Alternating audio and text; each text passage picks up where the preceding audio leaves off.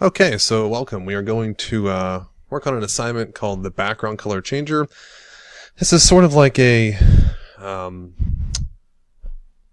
a better version of what we had created previously, where you could just change one color at a time and then put in like green or red or blue. This is going to allow us to use any color from the color spectrum by clicking on change the background color. So we're going to add a button in like this, and when I click the color changer, we're going to have one color from the color spectrum, which is like 16 million different possible options. And every time I click this, we're going to have a different color shade pop up anywhere between any color in the color spectrum. So I'm excited to show you guys this, and I'm excited to kind of check this out. So please follow along carefully. Your goal would be to maybe pause the video as we work through this and kind of code along with me. So I'm going to get started. Alright, so I'm going to move this thing out of the way, and let's get started here. So you're going to want to go to Replit, of course, and open up this background color changer project. Once you get in here, it's going to be pretty blank, and you'll see that the check the video tutorial thing's right here, and just make yourself some space between the two body tags. And the first thing we're going to do is add a little button here. So let's go ahead and put a button in. And this button should have an ID of ID equals, we'll just say BTN. And then we'll just say change the background color. And cool. Alright, so I'm just going to hit run and check to see that I have a button that pops up. So there it is. Of course, that button doesn't do anything yet, but we're going to make it work in a moment.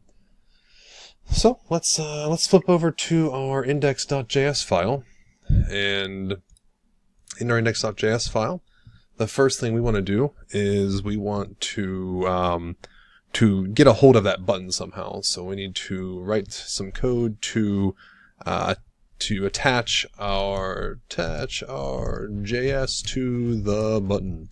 So the first thing we're going to do is we're going to write a variable for this. We're going to use a constant. And we're just going to call the constant btn, the same name as what it is. It's a button. So we're going to pull up the document dot query selector, which is going to help us select the button itself. And then we can put in here hashtag btn. I think in the past we've used get element by ID. So maybe we'll do that. So get element by ID. This one also does the same thing. We can just remove the hashtag then. A little bit easier. Okay, so let's just hit run once just to kind of save our progress, and let's continue on. So the next thing we're going to do is let's add our event listener, and just to kind of like get everything kind of hooked up here. So first thing I'm going to do is just use my button, and I'm going to add a method to this button, or add a function. And this function is add event listener. This add event listener is going to do or accept two arguments. The first one we always decide it's a click, for example. And then we're going to put a function here of some sort. And the function we're eventually going to make is this change background color function. So we'll come back to this add event listener, but I'm going to stick it down towards the bottom here, and then kind of slide up into the middle. So let's think about this for a moment. So we need to create every color in the color spectrum. So the way to do that is we're going to use something called a hexadecimal. So we have different hex colors. You've probably seen these around. They look like a little hashtag like this, and then you can have like FF for red, and then like that would be full red, for example. We could have 00FF00, which would be red green, so RGB. We're just kind of doing the RGB scale right now, so the first two numbers relate to a red number. This is a blue, this FF, and then if it was like 000FF, that'd be a full-on red, green, blue. So this would be a blue. So red, green, blue. The first two numbers relate to red. The second two are green. The last two are blue. So hex numbers are kind of weird, but they're a computer science number to help us sort of account, so the computer can count without having to use binary numbers. So we have things like this. You have 0, 1. If I can write out numbers in here, let's try this. So 0, 1, 2, 3, 4, 5, 6, 7, 8, 9. And that's our base 10 number system there. So hexadecimal is base 16. So it would go not 10, but you would think normally we would use 10. But it's actually going to be A. And then 11 would be B. 12 is C. 13 is D. 14 would be E. And 15 is F. So those are all the potential options in a base 16 number system. For the purpose of this video, what I really want you to get from hexadecimal is the idea that if the first two numbers relate to these hex numbers, so like FF is a full-on 255, so I'm not going to go over how this calculation works at the moment. I may do this in class with you all. But I just want you to be aware that this creates colors, basically. Really what it does is just creates numbers that convert to our computer. So I'm going to erase this for now, and we'll come back to that. Alright, so let's make an array, and I'm going to set an array up with a const. I'm just going to call it color values, and I'm going to open up these little brackets. We know these are brackets that indicate that we're going to use an array, and I'm going to put all 16 values into this array. So 2, 3, 4, 5, 6, 7, 8, 9, A, B, C, D, E, and F. So now I have in my array all the potential options for my hex number that I'm going to use to generate randomly so that we have all these potential options showing up. So I have this array full of numbers, 0 through F, and we're going to somehow need to randomly select these so that we use them for the background color. So what I'd like to do is create a function, and we're going to call this function choose random color, since we're talking about random colors. And inside this function, we have to do a few things. First thing we have to do is we're going to have to create a new array that is going to contain our hex values. So I'm going to do a let hex values equal an empty array for right now, because we're going to fill this array with random values that we're going to pull from the color values array. So my goal right now is to pull random values from this color values array. To do that, I'm going to use a for loop. We've seen for loops, and I'm going to open this for loop up.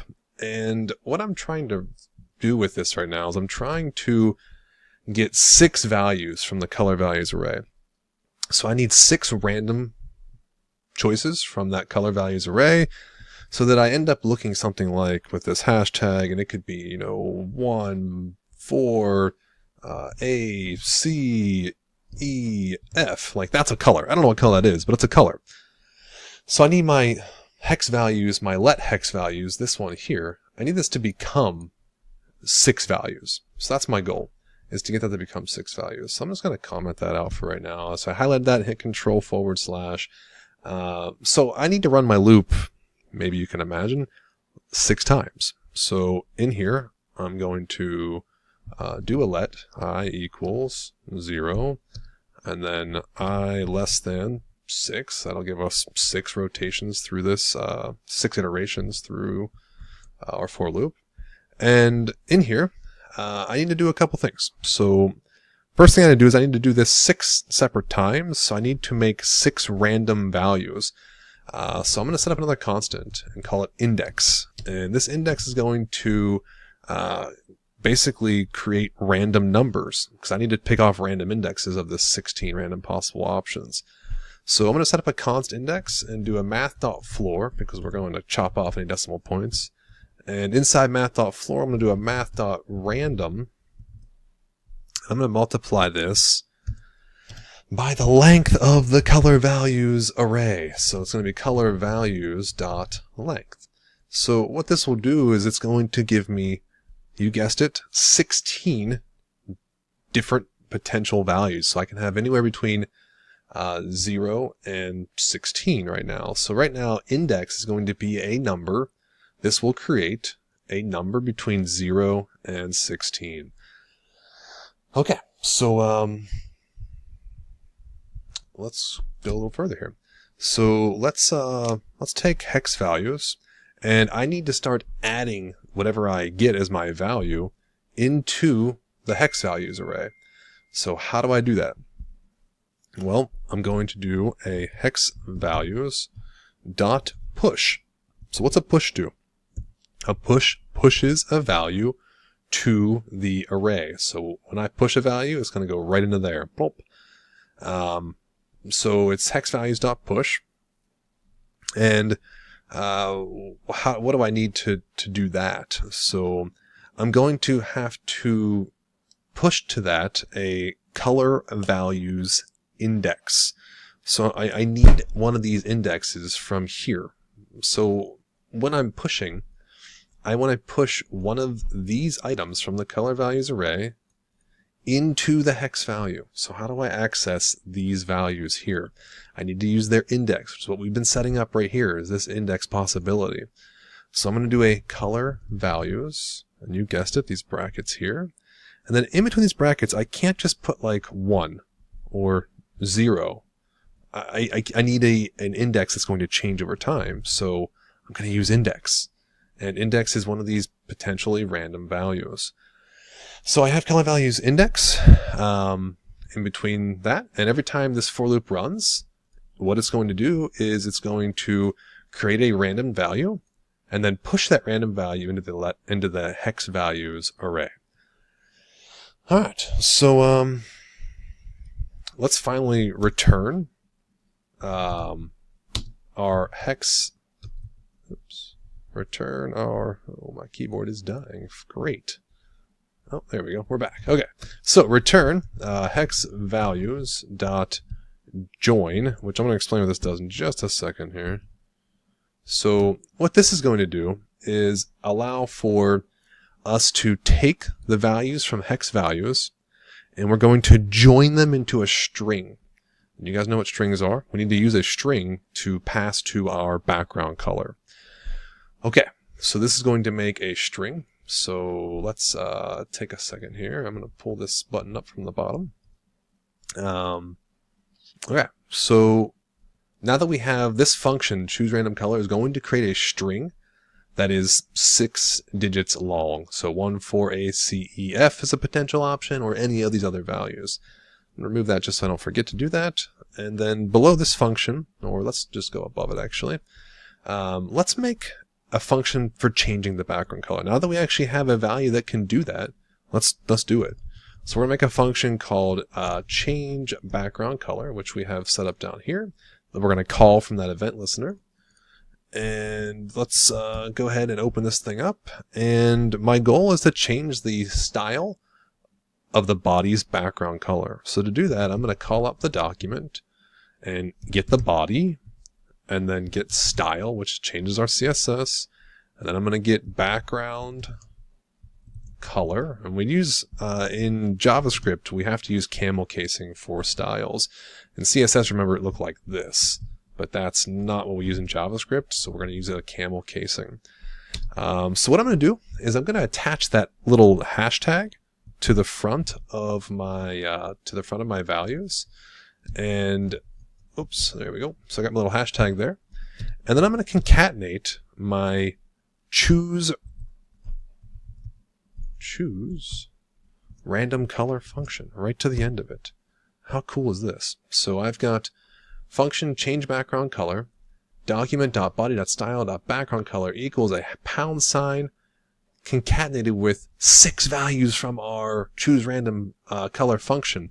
Remember, this whole function just returns a string of 6 values. So all we've got to do is make this work. So let's hit run, and let's see what we have here. I think I've got an error in my console. A is not defined. Did I put an A somewhere?